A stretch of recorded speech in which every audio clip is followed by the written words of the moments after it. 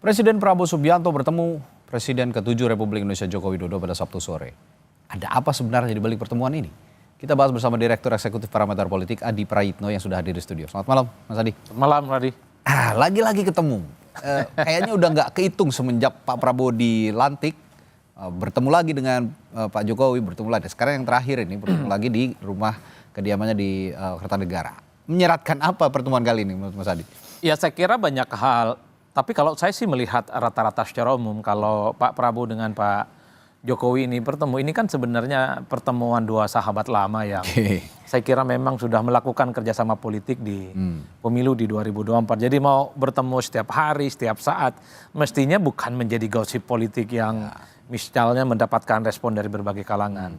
Tapi yang kedua yang sebenarnya secara prinsip pertemuan semacam ini tentu tidak lahir dalam ruang hampa. Pesan-pesannya banyak, misalnya banyak pihak yang mendengarai ini kan menjadi penegas bahwa sebenarnya hubungan politik antara Pak Prabowo Subianto dengan Pak Jokowi itu baik-baik saja. Karena dulu waktu terjadi reshuffle beberapa minggu yang lalu, itu kan dikesankan ada hubungan yang tidak baik. Ya. Ada disharmonisasi hubungan antara Solo dengan Kertanegara. Karena konon ada sejumlah menteri dan bahkan mayoritas menteri-menterinya itu disebut sebagai Jokowismen. Seperti Pak Budi Ari, Sri Mulyani dan seterusnya dan seterusnya.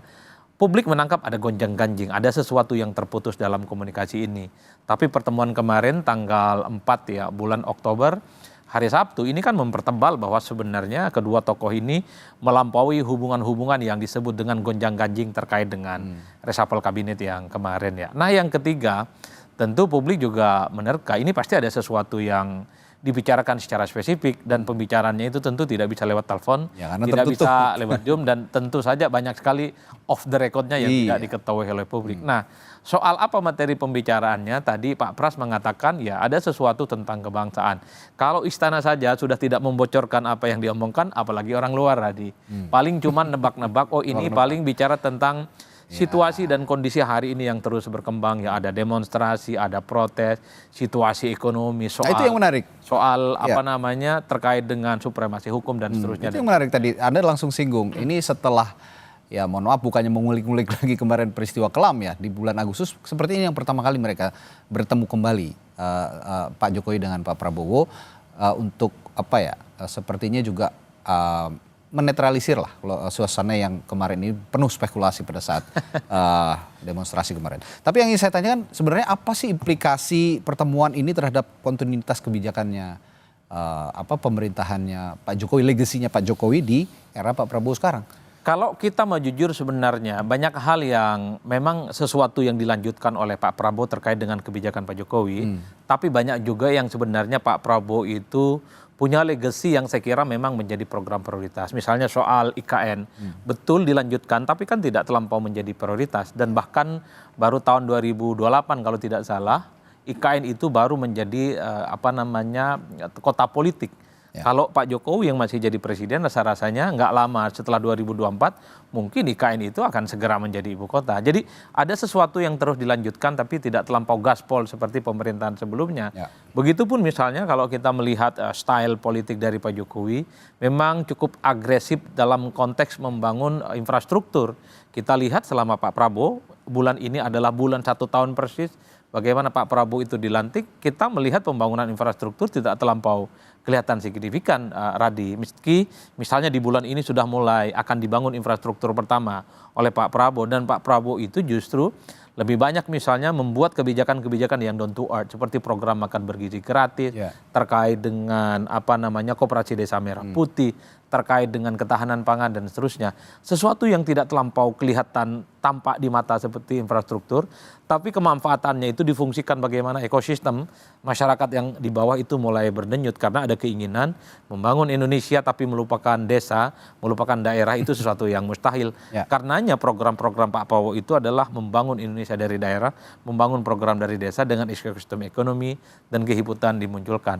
Tapi bagi saya sebenarnya secara prinsip implikasi nyata dalam pertemuan-pertemuan semacam ini menegaskan bahwa apapun keputusan politik yang dibuat oleh presiden hari ini bahwa itu adalah keputusan hak prerogatif dan ya mantan-mantan presiden yang sebelumnya paling mungkin ya ada pendapat, ada feedback, ada saran yang kemudian bisa dipertukarkan kira-kira apa yang terbaik untuk kepentingan bangsa dan negara. Tapi ini pertemuan Pak Jokowi dengan Pak Prabowo yang memang privat gitu ya, tidak ada yang tahu isi pembicaraannya. Ini setelah itu Pak Prabowo juga mengumpulkan sejumlah tokoh yang dikumpulkan oleh Pak Prabowo. Ada relevansinya nggak kira-kira dengan pertemuan yang sebelumnya dilakukan dengan Pak Jokowi? Ya pasti ada relevansinya. Sepertinya memang pemerintahan hari ini mencoba untuk mendapatkan begitu banyak spotlight, semacam insight. Kira-kira persoalan-persoalan yang prioritas itu apa yang memang harus dikerjasamakan di berbagai kepentingan semua pihak. Ya. Artinya apa? Pandangan seperti Pak Jokowi, tokoh-tokoh sebelumnya ini kan untuk mensinkronkan kira-kira program strategis apa yang kemudian bisa dimainkan kolaborasi dan kerjasama semua pihak. Itulah yang saya kira menjadi penting sebenarnya untuk merumuskan satu kebijakan.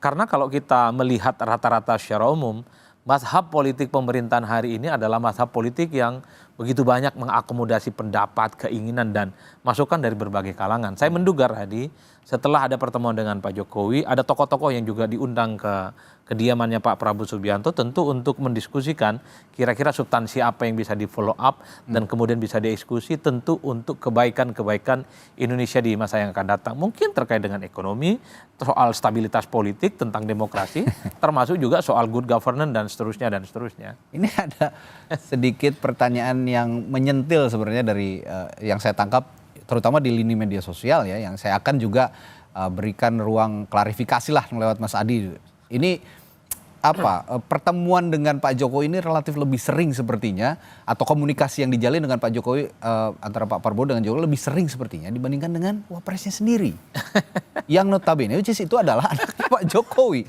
Sebenarnya apa sih yang terjadi dengan komunikasi politik para pemimpin negara dengan mantan pemimpin negara dan juga wakil pemimpin negara ini? Enggak begini, Radi, memang netizen kita ini kan seolah-olah paling maha tahu lah. Kalau ada pertemuan Pak Jokowi dengan Pak Prabowo pasti ada sesuatu yang dibincangkan dan tentu saja tidak ada publik yang mampu mengekspos itu secara signifikan. Dan bahkan dulu kalau ada pertemuan Pak Jokowi dan Pak Prabowo ini pasti dia menyasar ke Teguh Umar. Ini hubungan dengan Teguh Umar tidak baik saja. Kan itu publik dan netizen ya. Tapi kalau Pak Prabowo Subianto sering bertemu dengan Wapres, bagi saya bukan menjadi berita karena memang sudah menjadi satu paket dan bahkan bisa berkomunikasi kapanpun, bisa tiap hari dan bisa tiap saja. Meskipun tidak ada yang tampak di depan publik misalnya. Begitu. Pesannya adalah kalau kita mau mengikuti logikanya netizen, perlu juga sebenarnya ditampilkan antara pertemuan presiden dengan wakil presiden sebagai salah satu bentuk untuk tidak membanding-bandingkan, karena memang netizen ini sangat usil sih sebenarnya pertanyaan. Ini kalau lebih sering bertemu dengan mantan presiden sebelumnya dengan Wapres yang saat ini secara definitif menjadi pembantu presiden. Tapi overall yang saya ingin katakan adalah baik Wapres ataupun Pak Jokowi, saya kira pastinya punya intensitas komunikasi yang menurut saya juga intens ya bertemu dengan pemerintahan hari ini. Tapi bagi saya apapun pertemuannya yang paling penting adalah semua persoalan-persoalan kebangsaan kita selesailah, Radi.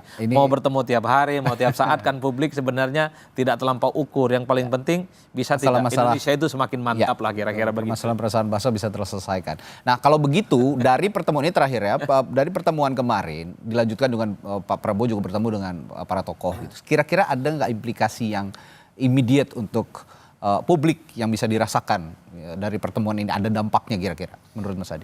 Kalau dampak secara immediate ya tidak bisa diukur. Karena kalau mau jujur sebenarnya pemerintahan hari ini adalah on the right track di semua bidang ya. Di bidang ekonomi, soal good governance, terkait dengan bagaimana ekosistem kehidupan yang ada di desa. Tapi yang paling penting, Radi, adalah bagaimana saya melihat pemerintah hari ini ingin membangun apapun itu bekerja sama dengan berbagai pihak. Makanya soliditas dan kerjasama, dan kita bisa cek semua partai politik, semua elemen, semua stakeholder di negara ini itu kan diajak kerjasama dan dirangkul. Tujuannya adalah bahwa stabilitas dan kerjasama adalah kunci membuat Indonesia itu mampu menyelesaikan semua persoalan dan tentu naik kelas lah kehidupannya. Bukan hanya soal yang kita sebut sebagai negara berkembang, tapi kan ingin naik kelas juga, Radi, yang relatif kompetitif diperhitungkan dibandingkan dengan negara-negara yang lain. Saya kira di situ sih, kalau sudah kerjasama, kemudian kolaborasi yang terjadi, tapi misalnya Indonesia masih ada persoalan, ya harus sering-sering lah bertemu, Radi. Ya, harus sering-sering bertemu, dan saya sepakat dengan Anda tadi, Mas Adi, bahwa sebenarnya publik juga tidak terlalu merisaukan pertemuan ini. Saya yakin ya, yang lebih dirisaukan adalah bagaimana permasalahan-permasalahan bangsa bisa terselesaikan dengan cepat atau tidak. Misalnya keracunan MBG sudah tidak ada lagi, lalu juga masalah pajak yang terlalu menghimpit masyarakat tidak juga dibebani terlalu besar kepada masyarakat, dan masalah lapangan kerja juga bisa dipenuhi dengan baik. Terima kasih Mas Adi Praitno sudah berdiskusi di Sapa Indonesia Malam kali ini, dan kita akan bertemu lagi di lain waktu.